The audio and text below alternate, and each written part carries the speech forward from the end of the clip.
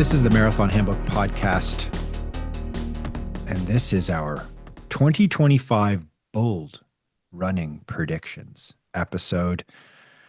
I'm joined by the Oracle of Delphi, the Oracle of the Matrix. We're not sure which Oracle you are, Katelyn Tossie, and that's so Raven, Alex here. I'm surprised you know what that is, Michael. Okay, full disclosure, I had no idea that That's So Raven involves somebody who's able to see the future until Alex schooled me on that moments before we hit record. Apparently, it's a show from my adulthood and your childhood, Alex. Yeah, it's Disney Channel lore for anyone born in the mid to late 1990s. Okay, then. Well, Past our we're time. excused. Yes, we're excused, Michael. We don't have to know this. All right, guys. So this week we're going to get into what's going to happen in 2025 in the world of running. We're going to get out our crystal balls. We're going to look into the future, and we're going to each offer up one bold prediction. So we're entering into hot take territory with these, but we challenged ourselves to not go soft on this. But first, we're going to talk about the resurgence of a really neat running event from the COVID era that I think I'm pretty excited to hear it's coming back, but it's coming back in a slightly different form, the Marathon Project. We'll get into unpacking what that is. If you don't know what that is, if you've never heard of the Marathon Project before, we'll talk about that briefly as well. But right off the top, guys, I mean, we're recording this Monday, December 30th. So just teetering on the brink of 2025. If you're watching the video version of this podcast, you're going to see a whole lot of pine behind me. I'm in a old little ski chalet cabin at the top of a hill in the middle of nowhere, Canada, where I'm skiing over the Christmas break. And you guys are back in your normal recording studios. Although, Alex, you just went on a big adventure getting back to Toronto. Yeah, you're in the middle of nowhere. I was like at the edge of nowhere. PEI back home for 3 weeks, which is a super long Christmas break. It coincided with like my Houston half marathon build, so I did most of my hard workouts in the freezing cold, super windy weather over there. So training wise, it was a grind, but it was just like a whole lot of good time with family. It took forever to get back. So this is like a 2-hour flight from Prince Edward Island, Eastern Canada to Toronto. Yesterday, bad weather. We had a bunch of delays. I had to reroute myself to Ottawa and then wait in Ottawa on the tarmac, run across the airport in 4 minutes. I'm convinced. So my flight between Ottawa and Toronto, my first flight had gotten canceled. So I tried to get on a later flight once I got to Ottawa. And I'm convinced that on this later flight, there was one seat remaining. This is this is a fiction that I've created in my head, but also I'm not sure that it's wrong. Because when I got on the plane, there was one seat left and I got it. I got off this plane and I knew where the gate was. I sprinted across the airport, beat all the people who were on the plane with me, who are also trying to get from Ottawa to Toronto, and snagged that 1A seat and got to Toronto. Ended up being early this morning. Alex's little. Hey, look at the perks. Yeah, the perks of being fast. I was going to say his little like running flex there. He's like, I beat everybody. I started in last place and I beat everyone on board onto the plane. And I was supposed to be the last person to get on the plane. Yeah, the running through the airport thing, I have definitely done it before. Although I've been to the Ottawa airport. It's not a huge, that's like, you probably did a little 400-meter effort there, maybe. Oh, no, it was longer. You said 4 or 5 minutes run? It's a mile. No. The Ottawa airport is not 1 mile. It is not 1 mile. Yeah, it was probably closer to half a kilometer, maybe 400 or 500 meters. And I'm running with my suitcases. And yeah, I get to the place. I had to coax the guy to get me on this plane back to Toronto. But yeah, it's wild. So if you ever make it to Canada, the nation's capital is Ottawa. It is such an underwhelming airport. The city for the capital of Canada. Yeah. Did you say the city that always sleeps? That's Mhm. right. Yeah. Yeah. I think they were working on it's not actually the slogan for the city, but I think the slogan for the city at one point was technically beautiful, which I'm not sure what technically beautiful Technically is. beautiful. Like technically beautiful, or is it like this is technically beautiful? I don't know. I don't know where to put the emphasis in that phrase, but yeah. I mean, Ottawa is a beautiful place to visit. It is definitely a national capital city. It's got that vibe, but it also has that weird vibe of like when the government isn't sitting, there's just like not a whole lot going on. So Mm-mm. Okay. Yeah. lots of museums though. Caitlin, Yes. Christmas in Costa Rica sounds kind of wonderful. It sounds like a place families would go for a Christmas vacation. Uh, what's Christmas in Costa Rica for Caitlin Tossi? Okay. Well, it's warm. It's really nice weather. So there are actually a lot of people come here on vacation in December and January because they're the nicest months of the year. Like we'd spoken about the dry season before. So Christmas for me is a big Christmas Eve party on the 24th. I always do it. It was my mom's tradition when I lived back in the States. I kind of inherited this tradition from her, and I started doing, I don't know, years and years and years ago, maybe 15, 14 years ago when I moved to the city, I started doing the Christmas Eve party on the 24th for all of my friends who were here in Costa Rica who didn't have family. So it was really awesome because I was here without family and they were here without family. So this tradition started growing. You know, friends from Canada, actually one of my closest friends who's also from PEI, she would always come and we started this tradition together. A friend from Boston would always come down and we'd have people from Venezuela, from Colombia, from Mexico, from all over who were in Costa Rica. So this has become a huge tradition. And now not only do these people come, but also my Costa Rican friends also come. So if they need to see their families, they now do that on the 25th. And they come to my place on the 24th. So it's this huge, wonderful party where I love to cook for 2 days beforehand. And everyone comes over and it's a really great time and we eat a lot and have just a really nice night. So then a nice Christmas dinner on the 25th. And there are just so many activities. I love Christmas activities. So making gingerbread houses and Oh, Christmas okay. crafts. Yeah, just like It's like, what's tons of Christmas stuff. activities, dude? Okay. Building the Yeah, toys. Yeah. exactly. Doing that. And interesting activity that I took part in yesterday, which I hadn't done in years and years and years. In Costa Rica, throughout the year, in all of the different provinces and the big towns, they have parties or fairs. And there are these famous parties, which to me, it's more like a fair. Um, in this place called Zapote, which is in the city. And these fairs are like the fairs that I've seen in the States. So they've got, a ton of fair food. You can get your candied apples, but most of it is like traditional Costa Rican food and just a ton of great fair food, games, rides that get taken up. But it's that big fair atmosphere that you have. And I had forgotten about that at these fairs, they have bullfighting, Costa Rican style. Don't. So Okay. Okay. I went to this fair last night. It was kind of a last minute thing. My friends were like, "Hey, we're gonna go to the fair. You want to go?" Yeah, let's go. So, I went on some rides, had some fair food, and I saw and I was reminded of when I lived at the beach so many years ago that I had gone a couple times to this bullfighting. Now, audience, don't get too worked up. It's not bullfighting as you would imagine. So I thought this would be a fun thing to share. When you think of bullfighting, you think about Spain, you think about Mexico. I never watch it. I would absolutely hate to because I just don't like that idea of, the cruelty to animals. And I can't. I know it's tradition, but for me, it's just difficult. So it's hilarious.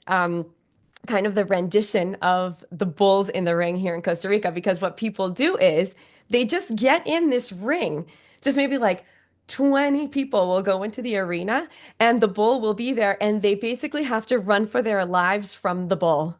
So it's the opposite of what you would Oh, expect. They're not trying to get to the bull. The bull is trying to get them and they're just running up onto the sides of the arena and like hanging on for dear life. No one really ever gets hurt. No one gets it, but it seems kind of, it's just a different kind of tradition. And I had forgotten about this. So I didn't see the bulls last night, but it was going on as I was at this fair. So this is like bullfighting where the humans have no training and no skills. And absolutely no way they just have to run. They have to be able to run. Like Alex, you'd be amazing at this. The bulls would never catch you. Yeah, I'm gonna pass. But yeah, I'm not This- really sure yeah. Alex versus a bull in like a 20-meter sprint. I'm not sure who wins that one. Uh, Running of the bulls, which is weird. There's like many years of magazine editing in the running world.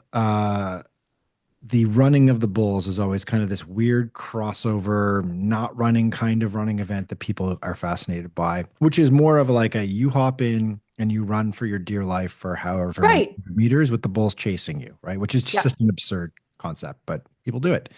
This is seems more like perilous than that, where it's like you get in the ring with the bull, and then the bull gets a chance at like taking you out. Like you're like one of the rodeo queens, basically.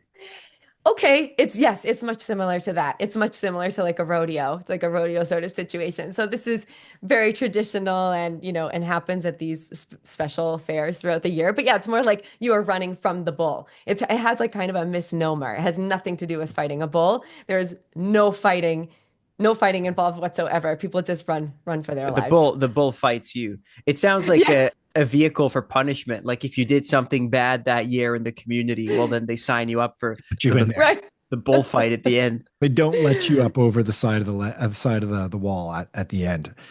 I Right. I'm gonna wager to guess that there are some adult beverages being served at this fair. I think you are absolutely correct. You could say Yes, so. there we go.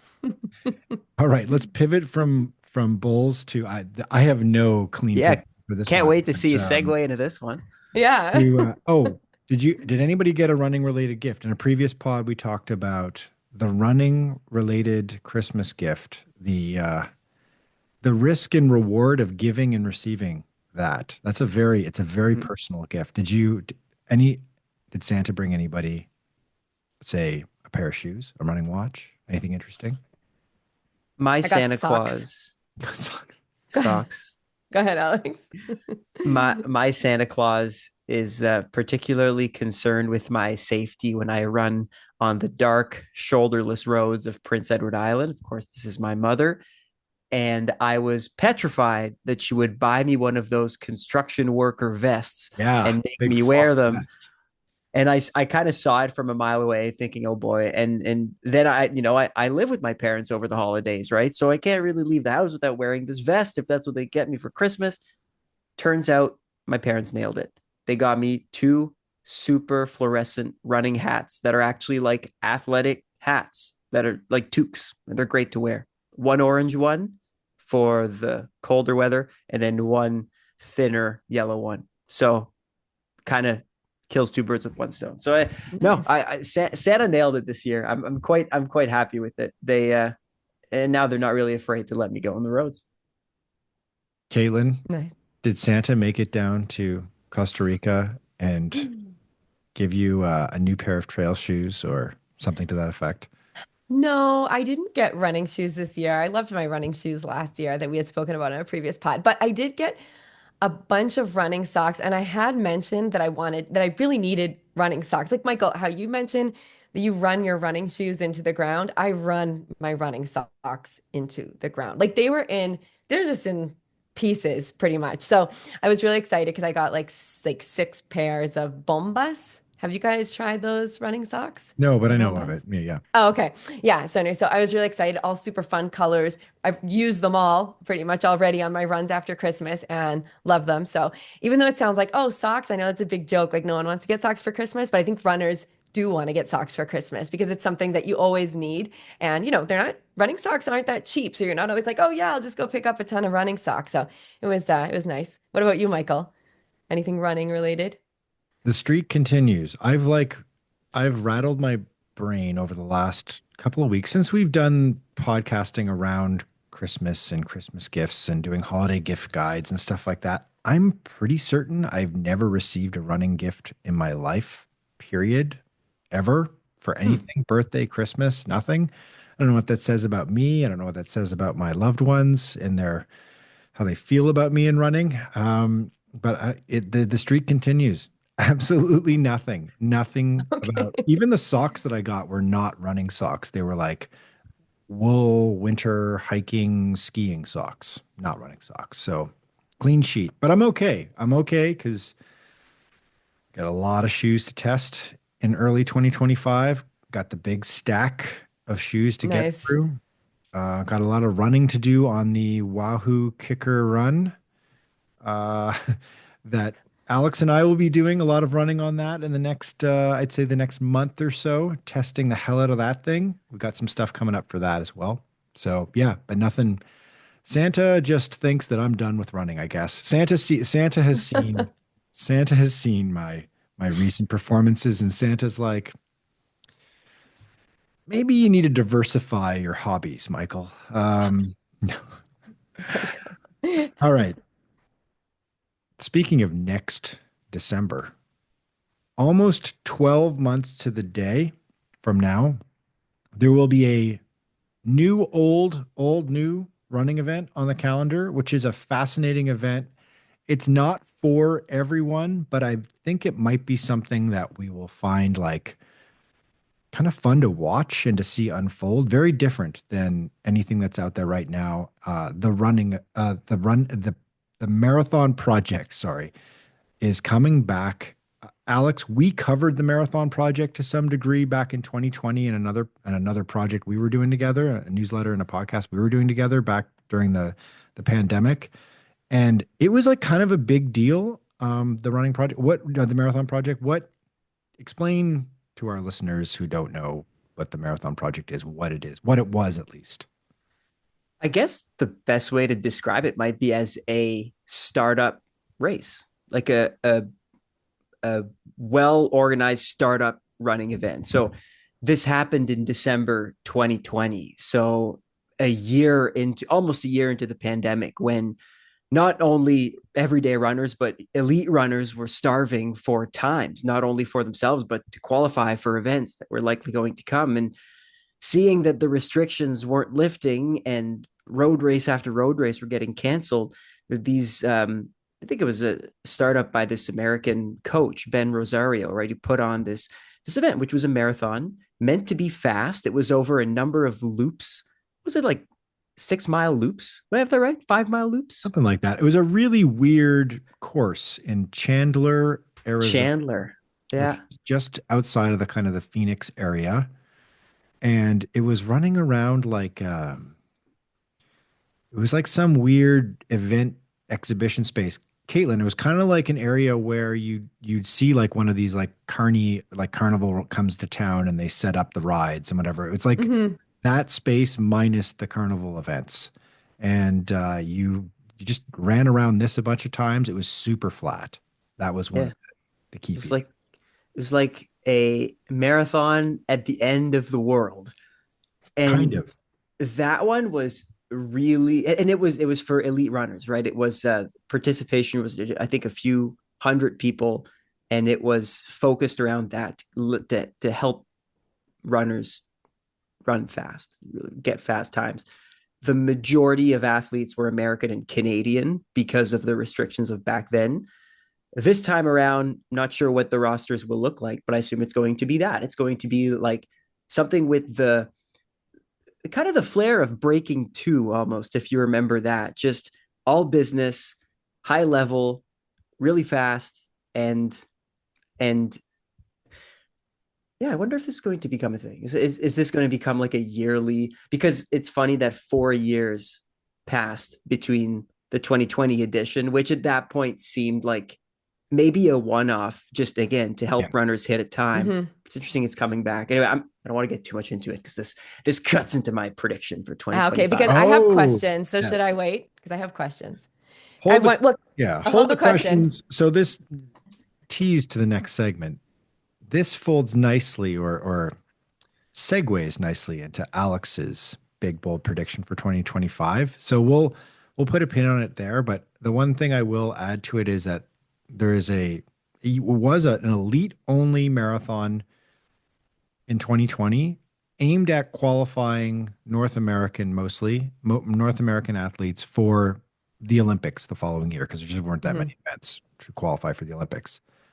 This year they're opening it up a little bit. There's pace groups from like 220 and then in 10-minute intervals. I think all the way up to like sub 3 if I'm not Mm. mistaken, maybe. So it's like a sub elite and a I don't know, sub elite event. And it sounds like they're going to have this sort of bigger race behind the elite race, and they're going to call it the Gold Wave Marathon within the Marathon Project. And I think they're accepting up to like 1,000 people to do it. Really neat. I bet you it'll sell out pretty quickly, and fascinating concept. And we'll talk more about it right after this when we get into Alex's and mine and Caitlin's one bold prediction for 2025 in the running world. We'll be right back.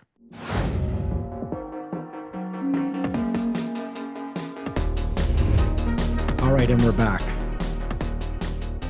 Caitlin, have you polished your crystal ball? Are you ready for your one bold prediction? You're first up.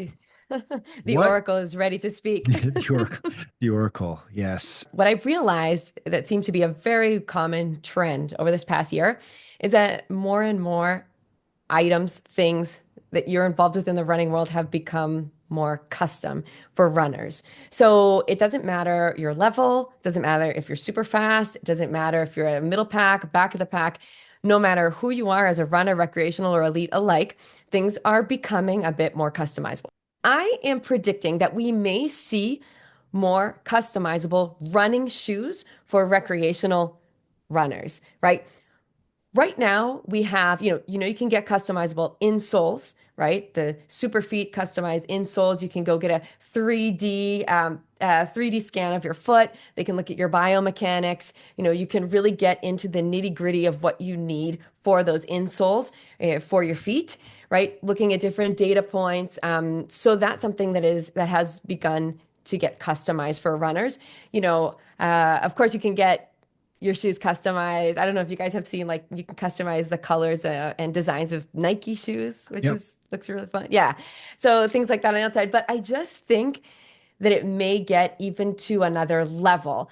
Killian's running shoe company and Normal, or his running company and Normal, has actually been kind of pioneers in taking those advances in customization because he has actually produced midsoles that can be interchanged as well with your shoe. So that's going to depend on things like body type, terrain, workout intensity and that sort of thing. So you can actually choose between which midsoles you want to have for your trail running shoes. So that's also something that we've been seeing. So all of these amazing like technological advancements where people are being able to customize more and more of the shoes. So I'm thinking if they do that, if we have On's cutting edge robot technology for their shoes that are actually being spun pair by pair, right? Why can't we take all of these new ideas and actually begin to say, okay, we're going to do this. We're going to do the scan for your foot. We're going to watch how you run.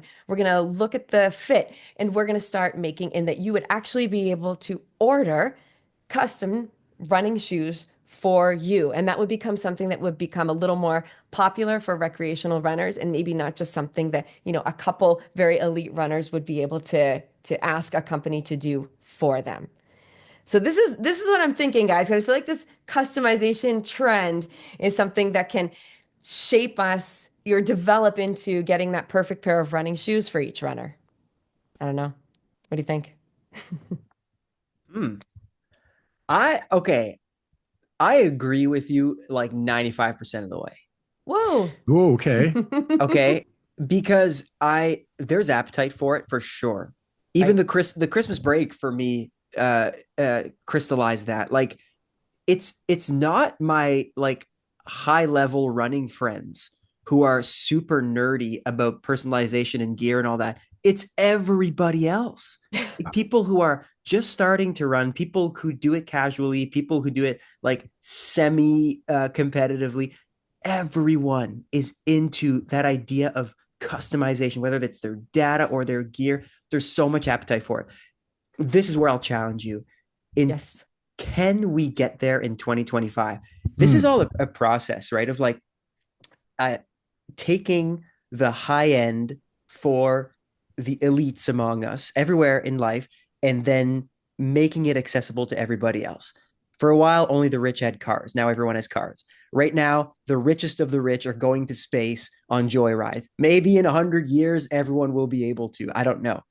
How long will it take? And right now, yes, Helen Obiri can go to the On Lab and have a shoe customized for her. Cam Levins did that, I think, by your reporting, Michael, right? Like Yeah, he checked out a bunch of different types of shoes, and correct me if I'm wrong, and settled on the Asics shoes because that's what worked best with his type of foot stride. And this was like figured out in a lab. that's right. Elites can already Hmm. do this, right? Uh, how close are we to having like, my cousin who's just starting to run walk into a running shoe store, whether that's like a Nike store or a mom and pop running store, like a running shoe store, and having the person help them out, making them run on a treadmill, do some biomechanics testing, and then come out with a report saying, hey, you need the Nike Pegasus 41 premium, whatever they are now these days. I don't know how close we are to having that set up. I don't know if we see that in 2025, but if not, it's not out of a lack of demand for Hmm. that. Yeah, I tend to agree with Alex. I think that it will be, I think this is an idea that's been on the minds of marketers and, brand shoe developers as well for a long time. I remember going to a Nike event. This is many years ago now. We're going back almost probably about 10 years now, where they were rolling out the custom, I think they called it like custom ID or something like that. Basically, what's on their site now where you can design the colorway Hmm. of your shoe. You can even put your little like, I remember I put my like initials on the tongue of the shoe. And that was neat, but that's not really a custom shoe. It's not what you're talking about, Caitlin. What you're No, talking no. about is like the glass slipper, it fits just on my foot shoe design. Uh, Right. with it tuned in the right way, where it's like the midsole, the materials, the way it's reacting to your foot, the way, what you're going to use it for, whether it's running for 5Ks or it's training for an ultra marathon, that sort of thing. That I think still is a ways away, but I think you might be onto something with like we saw at the running event in November in Austin. We saw some companies that are now trying to push into that Hmm. customized space. We talked at length with the good people at On, the Swiss brand, with their robot that is spinning the upper. And now that's interesting for a couple of reasons. That technology, one, it minimizes waste in a big way, and which I think is something that is pretty revolutionary because there's, I think, a lot of waste when you're making a shoe. And two, it does allow for a scan, a 3D print or scan of a foot uh, to be incorporated into the, like Helen Obiri, as you mentioned, Alex, she famously won the Boston Marathon in this prototype shoe, and that was made specifically for her foot. Now the midsole was, I think, more of a generic midsole, and it was spun on the upper was spun onto the midsole. But I think we're getting closer and closer to that. Now, the people at On said to us, like, will there be a robot in like, you know, every big running shoe store in America in 10 years or five? No, that's probably not Hmm. going to ever happen. But will there be a a family of robots located in, somewhere in the United States in a factory that are taking in orders automatically online with your 3D scan of your foot and spinning, and also like your preferences, like I am running training for a marathon at this pace, this is my height and weight, this is, I'm a Hmm. 4 foot, or I'm a pronator or whatever. You check all these boxes off, and then it will pull out, it will pre-select the midsole, outsole, and then it will spin the upper for your foot specifically, package it on the assembly line, put it in the box, mail it to you. You'll have it in 5 days. That's coming. And I Hmm. don't know if we're going to see the beginnings of that in 2025, but we'll see sort of like the breadcrumbs leading towards that, I think, in 2025. So I think it's a good prediction, Caitlin. And All right. I think it's just been a long time coming. It's like EVs, right? It's like electric vehicles. Like it's been talked about for years, decades even. But Mhm. then just like the economy, the demand, the technology, the pressure that these companies will need to feel to get into that, it all needs to align. And I think that it's starting to align, even though it's been probably 10, 15 years that we've been thinking about this stuff.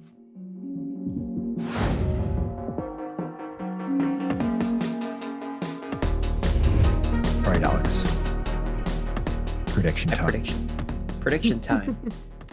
What you got? So my prediction, I think, comes somewhat from the same place as Caitlin, is that I'm identifying that running, not only for the elites, but for the masses, is becoming so popular that it's now a business opportunity for some. Okay. And and my prediction is that, as I mentioned, that the marathon project was cutting into this pred. I'll call my prediction the year of the startup running event. We're going to see more out of the box, cool, new type of running events. I'm basing it off of the fact that I think that the current tapestry of running events in the world can't contain the number of runners that now exist. Strava subscriptions are going way up.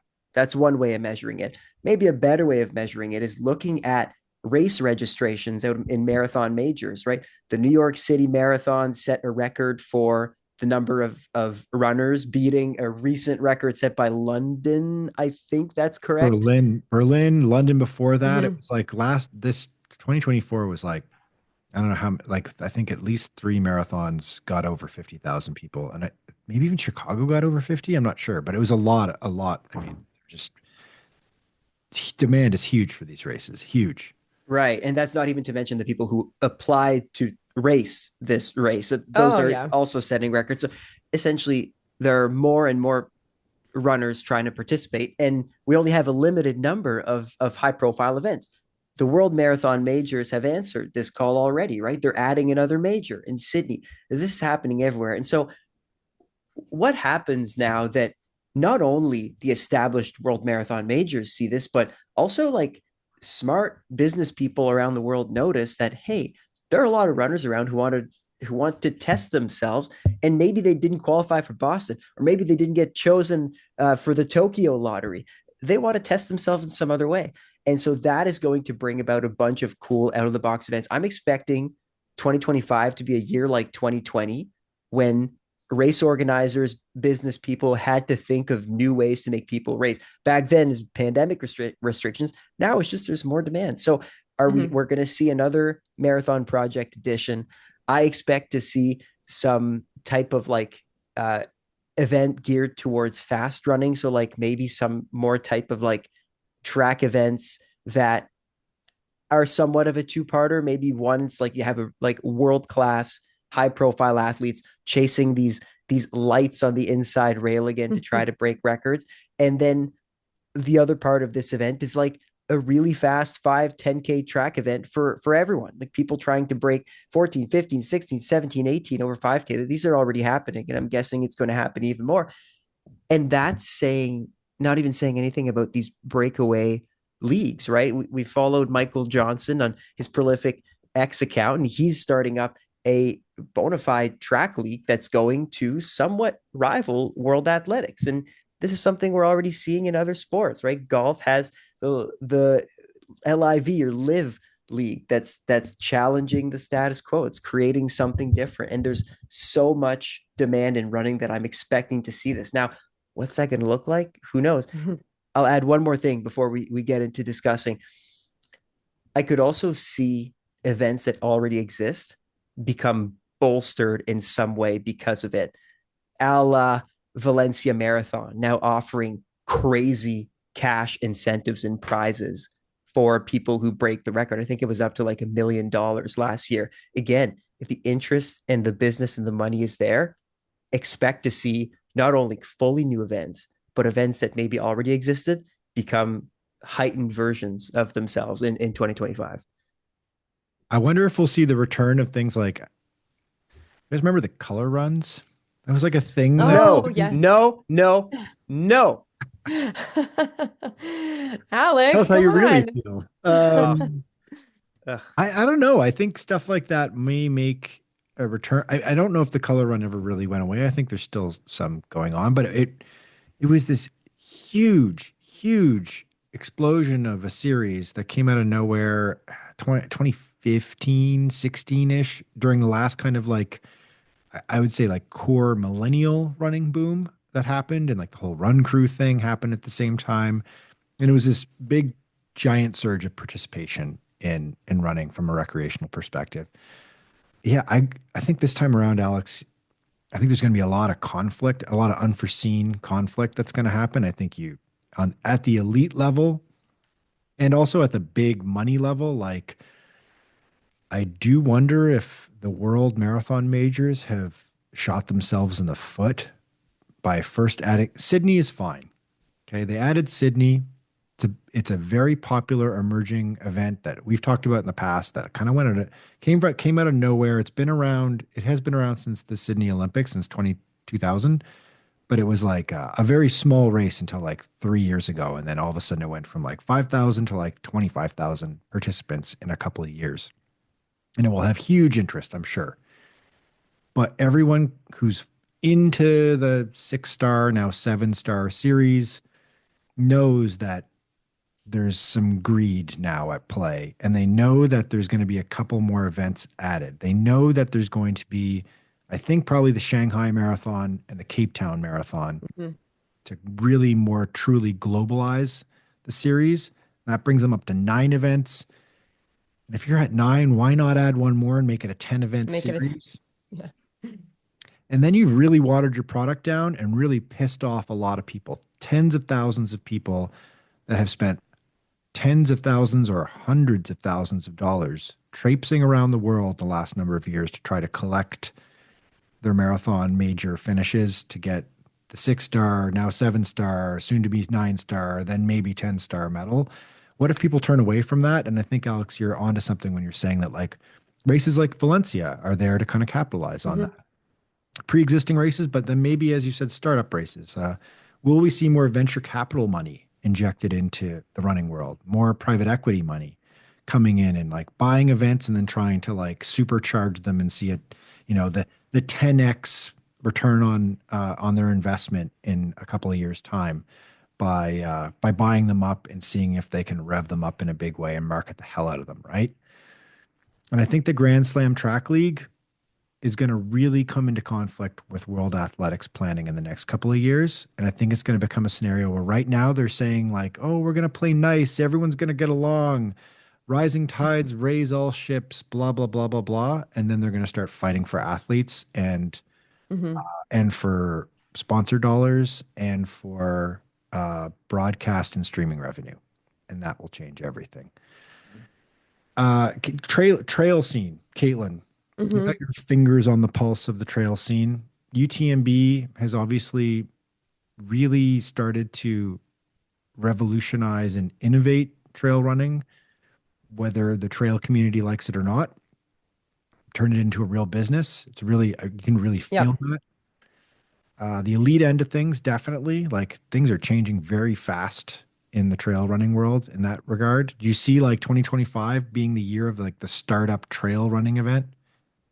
Well, it's interesting because I wanted to piggyback on something that you said, Michael, about that, about kind of the major marathons losing like their enticement, like that people would maybe start saying, "Well, I'm getting sick of joining the lottery so many times and not getting my number pulled and not being able to participate." Just thinking about the 875,000 people who were in the lottery for London. I mean, how Yeah. many people are really going to get in? How many times are people going to start getting frustrated that they're not getting in? So more races. And I did want to mention more races, such as maybe like you're saying, older races as well, that maybe weren't as sought after before. Maybe people will start running them. People will look more at maybe their local races will get a little more exciting because you're just trying to get into the majors over and over and over again. And that ties in perfectly to what's going on in the trail world, as you just mentioned. So you've got UTMB and you have all of these different hoops that you need to jump through to be able to participate in UTMB. The stones, running different events, collecting stones, and then having the stones to be able to go into the lottery. Okay, Western states. I have a friend here who it was his seventh or eighth year in the lottery. I think the seventh year. And he finally got into Western states, but it took 7 years. I've been wanting to get into Western states to be able to run Western states when another friend of ours here, who we train in the running club, got in on the first try. So um, I feel as though those races to me, it's kind of funny. I don't feel like I am super excited to participate in all of them because I feel like it can be a frustrating process. So I think people will look at it two ways. Some people like that challenge of not being able to get in, wondering when they're going to get in, and they don't mind participating in the lottery every year. That kind of thing stresses me out a little bit. So I think I would be one of those people who would kind of look towards those now thought of as perhaps secondary races, but maybe not for long. So maybe they're going to begin, new races are going to be popping up and people are going to be excited because they can participate in them. There's not this long wait of almost a decade to be able to participate in a race. I mean, a lot of things can change in 7 to 10 years. You Yeah. might not really be able to run that race down the line. So I do think that there is a ton of demand both in the trail world as in the road running world. And I think we do need these ambitious um, race organizers and people to start either marketing their races that they already have so we can see them and we can be enticed to go join them and kind of spread the wealth, spread the love around and participate in all of these other races. Yeah. Do I want to run the majors? I really do. I am dying to run with some friends of mine, Disney in 2026 it would be. And Okay.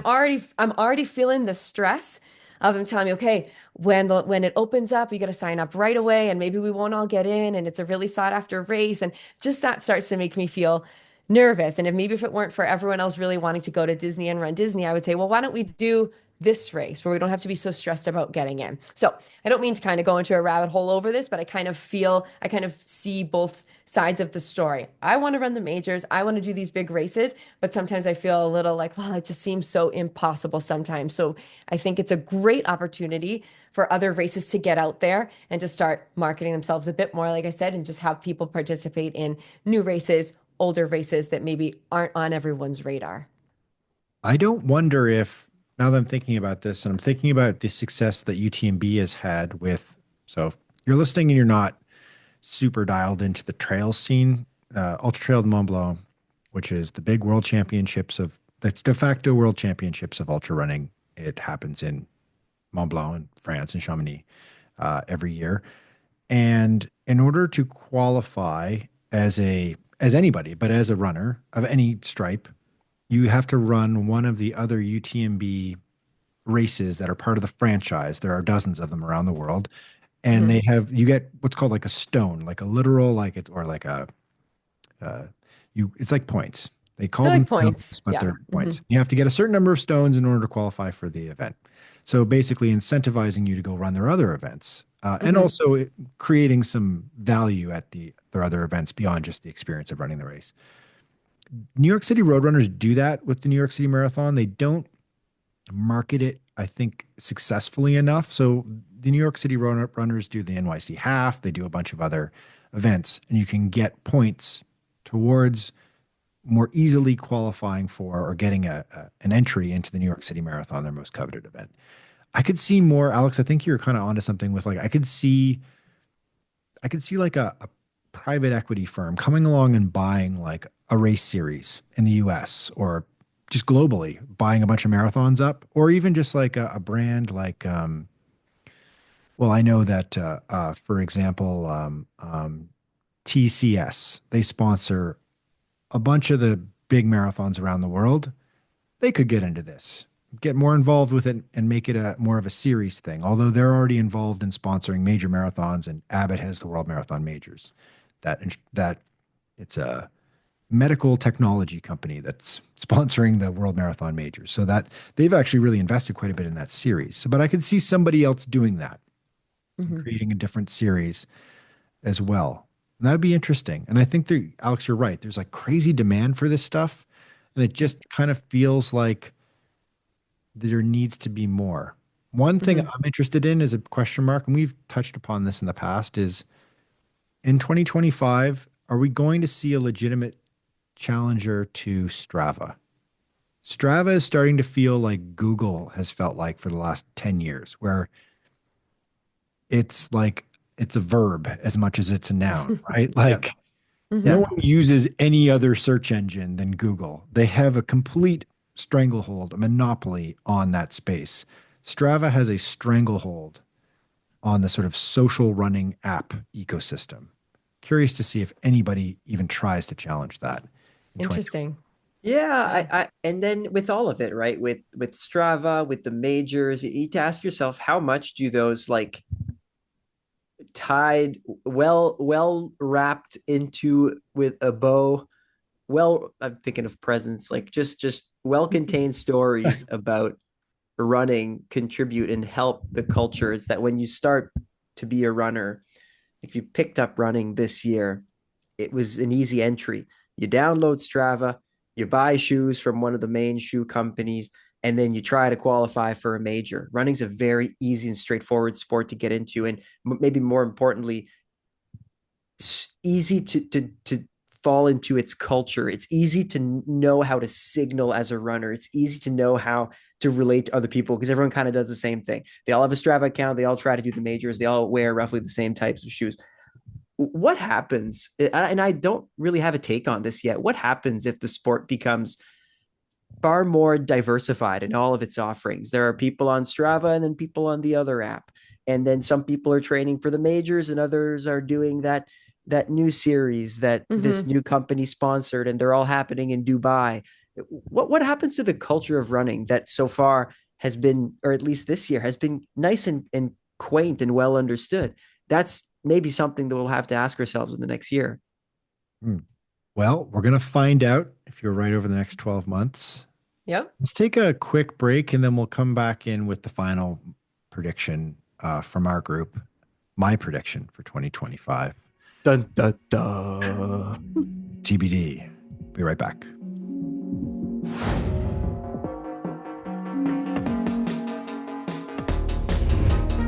All right, and we're back. Final prediction from us. But before I say that, before I get into my prediction for 2025, I should say that this comes as a greater package that's on our site. Should be out as of you listening to this podcast. We'll put it in the show notes, the link to it. We asked every single member of our team to produce one bold prediction for 2025, and there's some really good ones in there. Like I wish we had everybody else in the pod. I wish we could have like the whole Hmm. team and have a giant Zoom call where we all get to share our predictions, but that also probably would have created like a 6 or 7 hour or longer podcast. So And it's kind of a tricky date. I think we have to do that on time of another day. We year. have to get everyone together, but it is like New Year's Eve just about. Yeah, yeah. So Try to people might schedule be it if busy. possible. And I was so ready to confront Thomas about his prediction. Right, Can because we Oh, make his that happen? prediction can like absolutely is in opposition to your prediction to some degree, or it's in opposition to your thinking about To where my philosophy as a person and as a whole, to yes. who you are as a human Yeah. being. now everyone Um, everyone is gonna definitely want to read and the rest actually, of the predictions. Caitlin, your prediction ties in nicely to Jesse's prediction. Jesse's is Yep. is about sort of sustainability and the future of in sort of more environmentally conscious uh, products in running, particularly with what to do about running shoes. And I think yours kind of ties into that, or could be a conflict with that, depending on like just how reusable, recyclable a customized shoe is. Hmm. In Hmm. theory, it should reduce the environmental impact for a bunch of reasons, but in practice, who knows? All right, enough dilly dallying. Come on, Michael. Nervous about this one because this one's sort of like against every fiber of my being, everything we've talked about the last year, how I feel about the trajectory of high level marathoning. But I said bold prediction and I'm leaning into my commitment.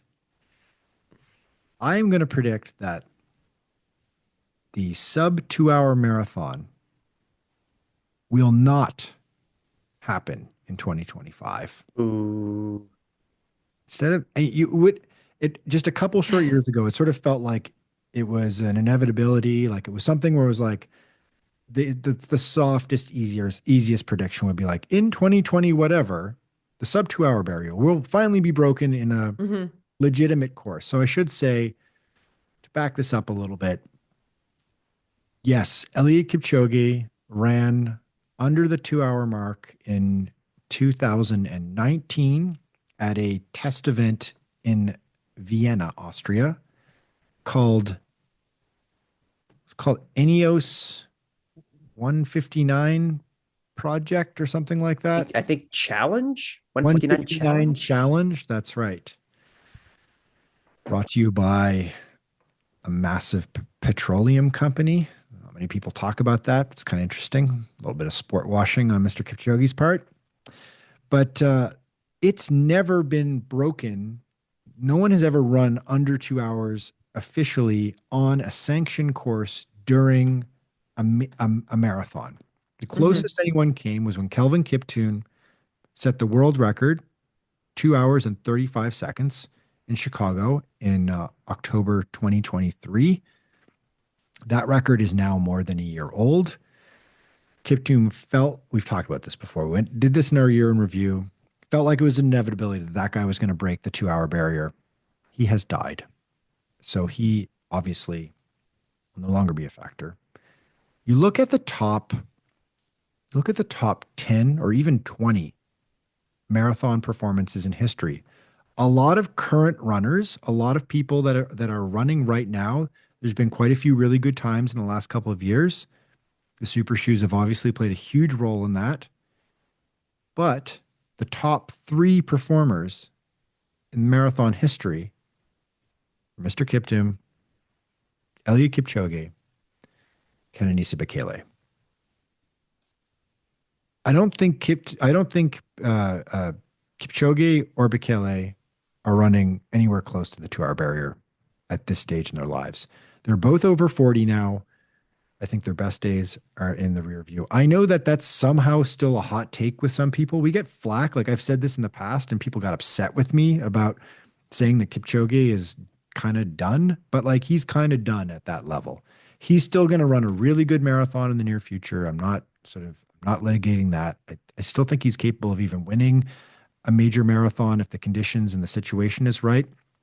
But I don't think he's running 201 or 2 hours anymore. I don't think it's in the cards for him, even on the best day. Then you start going down the list of like, okay, so who's going to do this, right? Hmm.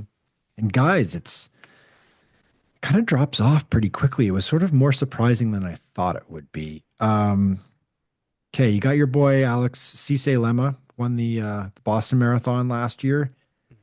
He's 34 years old, but he's the only guy who's run under 202 on the top all-time list. Okay. Hmm. You got Sebastian Sawe, who won Valencia recently. He's quite young, and he has run the fifth fastest time in history. He's a candidate. You got Galeta from Ethiopia, John Career, who won Chicago. They're also quite young in their mid 20s, but they're all having to make like a 2 minute to 2 minute 45 second jump to get into Hmm. that 2 hour barrier range. Took a look at the half marathon.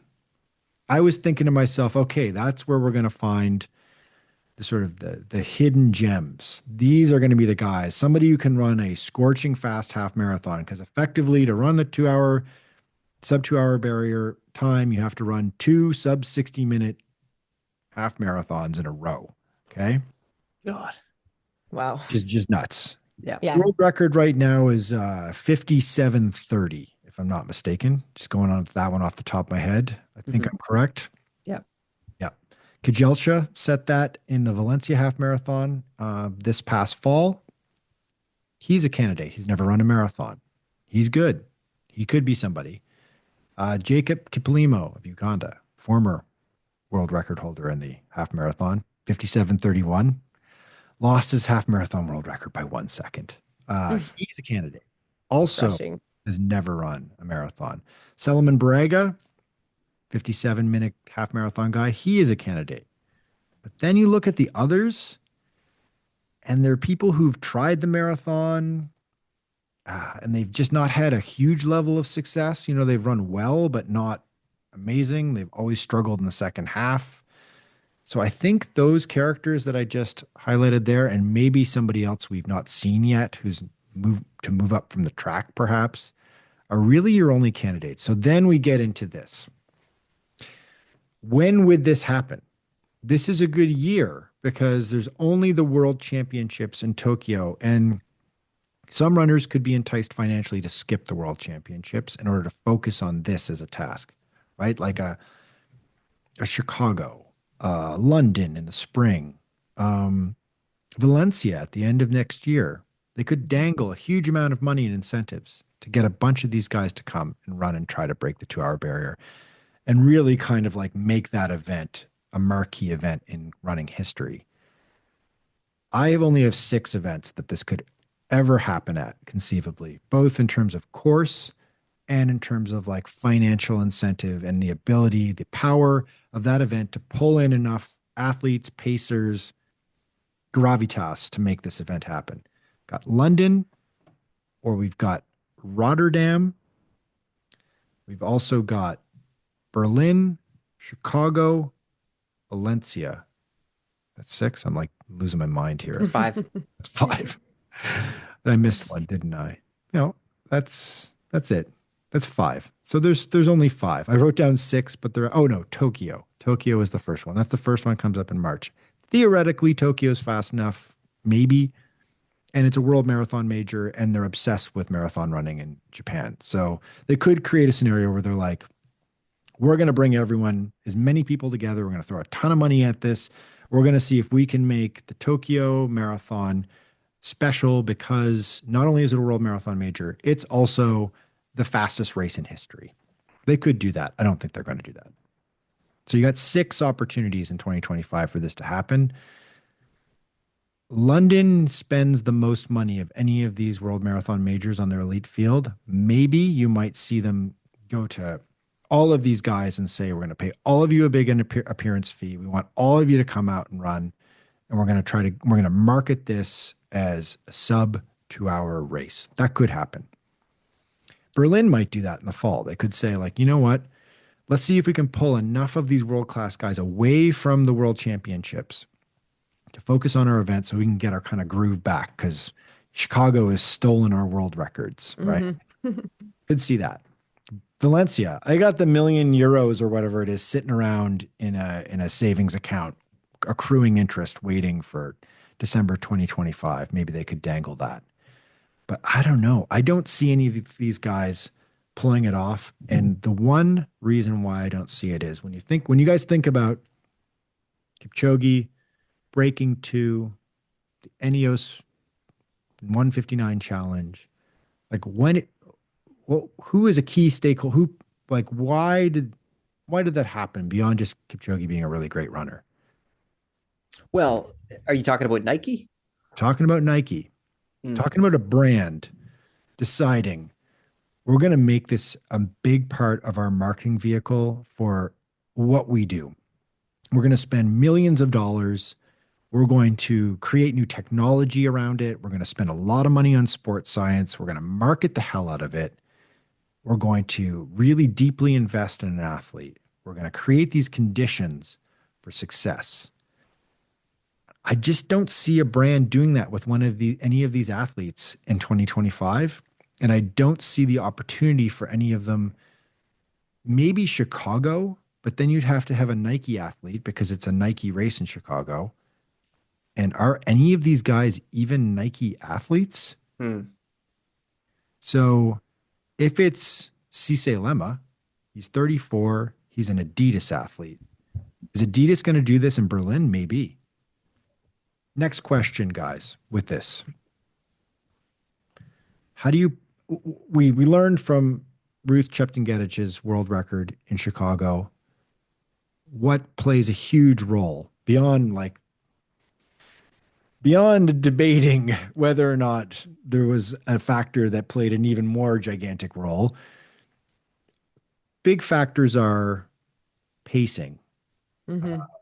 um, getting sort of, protecting the chevron, the protection of the protection from wind resistance. All these like little things need to come together. Conditions on the day, the course, the way you pace it out, that sort of thing. Yeah, the stars need to align on that day. Everything has to be just perfect for something like this, all aside from the runner's ability and talent. But side note here, in this whole prediction, we're excluding the possibility of another Ineos like event, right? Right, Like you're Yes. you're talking breaking two in a legit way in right. one of the races. Yes. So no, okay. I don't think we're going to see another Breaking Two because there's no value in it from another brand. I don't think they need to Right. do it on a sanctioned course in a race. Yeah. I think the single biggest issue is how do you pace? How do you get pacers to pace a sub 2 hour marathon when it's only the greatest runners in the world can run under 60 minutes for half a marathon? Mhm. Right. You can't get anybody to pace, and you can't have people come in the second half. Right. I was going to say you need to Second get half. someone to switch in to tag in the second half. These two Can't do top that. half Yeah, marathoners, and you right? But can't. you can't. Do that. Yeah. It's a huge issue. Yeah. So what you need is you need like, say there are 10 people in the world that are knocking on the door of a sub 2 hour marathon. You need all 10 there. Yep. And then you need them to agree to a pacing strategy, and you need them to agree to take turns. You need a lot of participation, which they're not going to do. Because Right. somebody's going to be like, F this, I'm just going to go hard and see if I can drop all these guys. Or I'm going to wait back because I don't believe we're going to break the sub 2 hour barrier today. I want to win the race. I want Right. $150,000. I don't care about, I want to play the strategic game. So you get into this scenario where it's like you kind of need like, I don't know, at least 5 people to participate and to work together, which maybe Adidas can do. Maybe they have enough horses in this sort of 10 or 12 people who are capable of doing this that can come together and work together and they can put it in Berlin and make it happen. And then have like a bunch of pacers in the first half that are going to run like their guts out for 21K and then drop out, right? Um, but I Yeah, there don't see has to be incentive for these guys because if they're up at that level, they want to be the one to break the tape. So there course. has to be something else that is going to drive these guys because it's not just going to be heart. I mean, if I'm at the same level of the one that they want to break the 2 hour barrier, I want to say, no, wait, have them pace me. I want to be the one to break the 2 hour barrier. It's going Right. to be super hard to find those Yeah. participants. But it makes almost no sense to expect that a major marathon could be hijacked that way, where say Adidas brings in six of their runners and makes them, run at a breakneck pace for 25K and another one have a huge surge up to 30 or whatever. And then it comes out that this race was just a whole setup and none of these athletes were actually trying to win, but they were paid off to pace somebody else. Mhm. What we've come to describe here is an incredibly complicated way to get the record. That's Like, right. as I hear you guys talk, I'm Right. thinking the easiest way, and I can't believe I'm saying this, the easiest way to get someone to 159 is just to find someone who's essentially Calvin Kiptum, but 36 Right. seconds faster. Yep. Okay. Like, And no, there we that, have In it. an ideal world, Alex, yes, well, that's that's exactly. Yeah. Yeah. yeah. Yeah. Though We don't not to have we sound don't have a Kelvin Kiptum right now. So that's a big no, problem. no, and Because not what I like that pool of people, we need a pool of people who have broken 201 in my eyes. You Yeah. need because you Very you can't close. just Yeah. think you just can't. I mean, mhm. yeah, okay, if we think of Ruth Tipton Getich and we think, okay, well, she shaved a ton of time off, but that doesn't happen all the time. So we can't just bank on the fact that that sort of performance is something that we can expect. When I look at this record, I say, well, I would like to see three, four runners under 201 first Mhm. before we start thinking about who's going to go ahead and break that 2 hour barrier. They need to break 201 before they break the 2 hour barrier in my eyes. However, maybe they'll have that sort of they'll take a huge slice off like Chepton Getich did, and then I'll be surprised and I'll have to quiet myself and say, okay, it happened. But I just feel like we need faster runners. And when are these faster runners coming? And this Mhm. is why I think, Michael, your prediction is right, but it's Me too. soft. But it's soft Oh, because I think you totally nailed who the next ones are. The half marathoners. I think those Mhm. will be the ones to challenge it more. I don't think our current marathoners are quite there yet. maybe our current marathoners are there in 3 years with great progression, or maybe it happens when Congelcha, Caplimo, and company reach the marathon. None of that's happening in 2025. So I have to agree with you fully, though I don't even think it's a hot take. But It's just a lukewarm take. Look at It's a, me. I'm it's a lukewarm take. delivering rewarmed microwave takes here. Yeah, I think 2026 is the year because I don't think so. There's no Olympics in 2026. There's no world championships in 2026. There's nothing to get in the way of taking a mhm. free shot at two world-class marathons. And also, if you're a brand, if you're Adidas, I mean, come on, Adidas marketing executives, if you're listening to us right now, here's an idea for you. Do the 159 thing in Berlin. It's your event. You sponsor it. Get together 6, 8 really talented runners on your roster here. I believe Mr. Kajelcha is one of your athletes. Pull him in, get some others in, go after it. I think it'd be a really cool experience. And you could also even, if there's a way, if you're Chicago, if you're certain, the problem is that London and New York, the two most desirable marathons to enter in the world, are both the brand sponsor is New Balance for both of them. And New Balance does not currently have athletes at this level running the men's marathon, right? So it's not really an incentive to market around that. But if you're Chicago, it's a Nike race. If you're Berlin, an Adidas race, maybe you do a thing where it's like we'll do these like pop-up events around the world throughout 2025 or throughout 2026 where if you run them and you run in like their new fast super shoes and it's sort of promoting like this big event that's going to happen, you get a spot in the 2026 Berlin Marathon to be a part of history or whatever. Kind of like when the Nike has done stuff like this in the past, right? Anyway, that's my prediction. Don't mean to be a downer. I just don't think it's going to happen in 2025. And I can't believe I'm saying it because like I'm the type of person that works on like power ranking the marathoners who could potentially break the 2 hour barrier. I'm that kind of a thinker, but I just don't see it. I just started staring at it and I don't see it. That's my prediction. Okay. If you would like to read more predictions from our staff, we have everyone has produced one. Everyone has offered their hot take on what's coming for you at 20 in 2025 in the running world. We'll have it on the site when this pod drops. We'll include it in the show notes as well, so you can find it there. And we've got all kinds of stuff coming in 2025. We've got our newsletter that comes out 5 days a week. We're going to start specializing a couple of days. We're going to start doing some gear focused newsletters. We're going to do some sports science focused newsletters.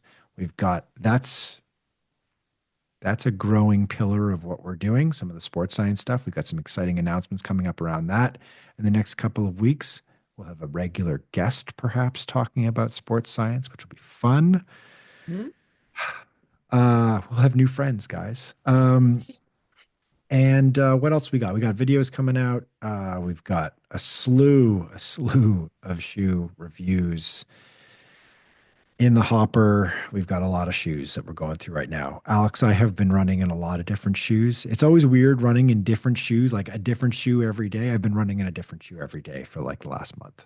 So I Wow. came back to my Toronto condo to a ridiculous amount of shoe boxes, which is yay. crazy. And I haven't tried. I mean, I got it this morning, so I have yet to open them. I cannot wait. So that's in the works. Why are the shoe reviews not out yet? It's because I got to try the shoes. So Yeah. please hang on and check out the YouTube in the next coming weeks.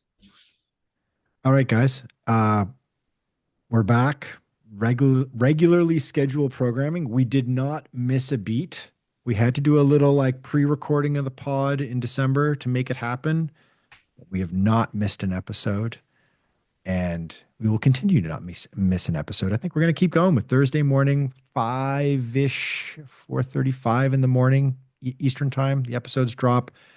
Make sure to give us a like and subscribe and A review and rating would be amazing. You can comment on our YouTube feed of the podcast, the video version. You can comment on Spotify now as well. We will have a video version of this on Spotify every episode, although I was struggling with the most recent one. I don't know what was going on, but Spotify did not like the most recent video. But we'll make sure we get up a video of every single episode on Spotify as well as on YouTube. And also, we're going to start adding little clips from each podcast on Spotify as well that you can watch, kind of preview the clips as well. So, yeah. A lot of stuff. A lot of stuff. A lot of stuff. All right, guys. Until next week. And Happy New Year. 2025. Happy New Year.